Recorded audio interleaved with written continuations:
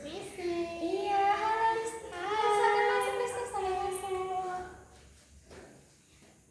Misi, apa kabarnya? Ya, silakan duduk. Makasih. Listia, apa kabar? Baik. Gimana perjalanan tadi menuju ke sini? Aman nggak? Aman. Tadi nggak sempat nyasar ya? Langsung dapat. Oke. Kalau cuacanya di luar gimana? Mendukung nggak untuk datang ke sini? Fine aja sih, cuman lumayan tinggi ya.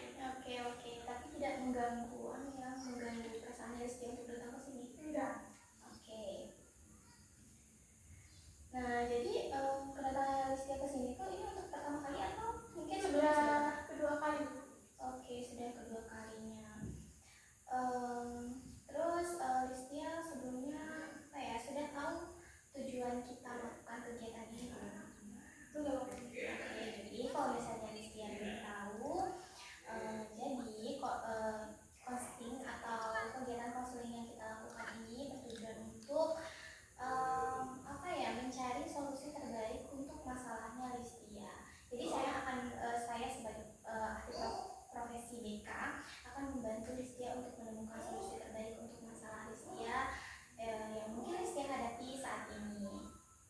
Nah, kalau misalnya Listia mungkin merasa takut untuk bercerita atau kayak Listia mungkin terpikirkan saya takut untuk bercerita nanti semua yang diceritakan nanti tersebar kemana-mana, atau Listia merasa kayak saya takut untuk datang ke ruang BK karena nanti semua yang saya ceritakan akan ada yang tahu selain kita.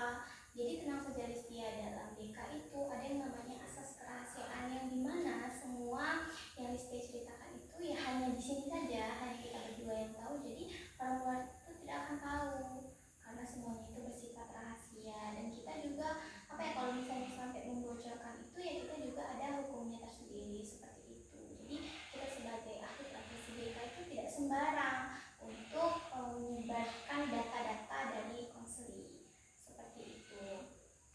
Sebenarnya Listia sudah paham belum yang saya sampaikan? Mungkin Listia merasa masih ada yang kurang. Masih ada yang kurang sedikit.